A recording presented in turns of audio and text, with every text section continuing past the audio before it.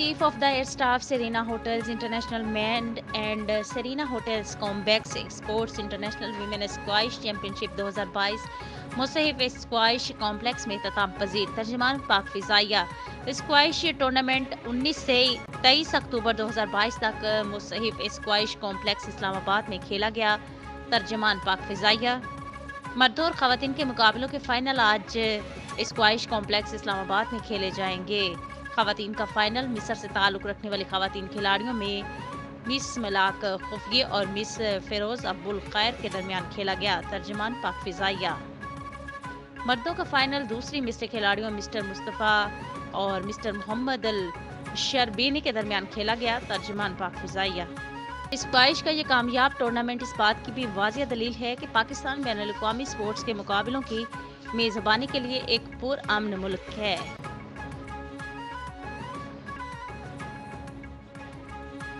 Kenya police کی جانب سے سینئر پاکستان صحافی ارشد شریف کو غلط فہمی کی بنیاد پر فائرنگ کا نشانہ بنا کر قتل کرنے کی تصدیق کی گئی ہے۔ غیر ملکی میڈیا کے مطابق ارشد شریف کو کینیا کی پولیس نے نیروبی کے قریب سر میں گولی مار کر اس وقت قتل کیا جبکہ ان کے ڈرائیور کی جانب سے مبینہ طور پر چیک پوائنٹ پر قوانین کی خلاف ورزی کی گئی۔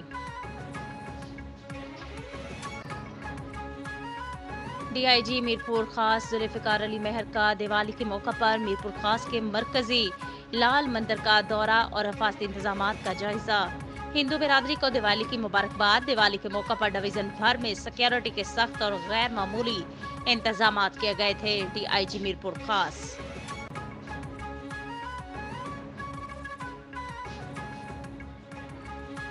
پولیس اہلکاروں کے ڈسپلن اور ٹرن آؤٹ کو بہتر بنانے کے لیے پولیس لائنز وہاڑی میں ڈی ایس پی انویسٹیگیشن میاں عبدالرؤف کے زیر نگرانی الصبح جنرل پریڈ کا انعقاد، جبکہ ٹریفک پولیس کو ٹریفک حادثات کی روک تھام اور مؤثر ڈیوٹی کے حوالے سے بریفنگ بھی دی گئی۔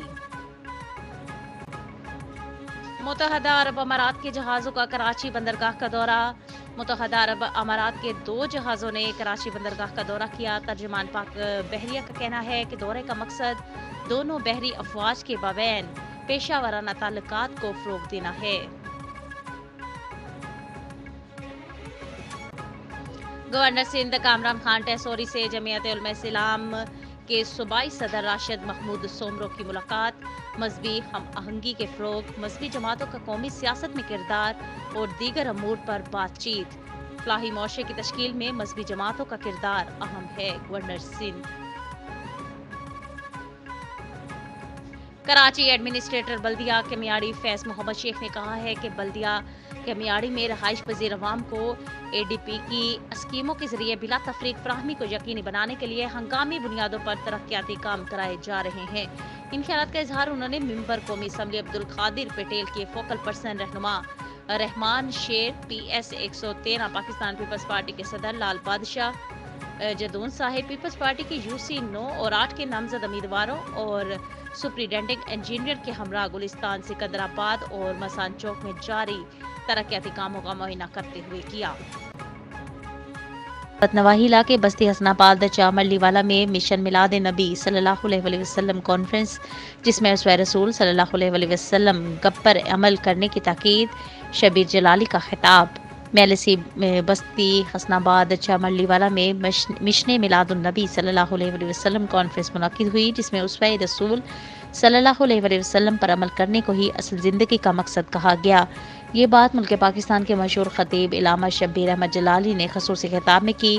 اس موقع پر شرافت علی شرافت نے نعت پیش کی اور حفاظ اکرام کی دستار بندی کی۔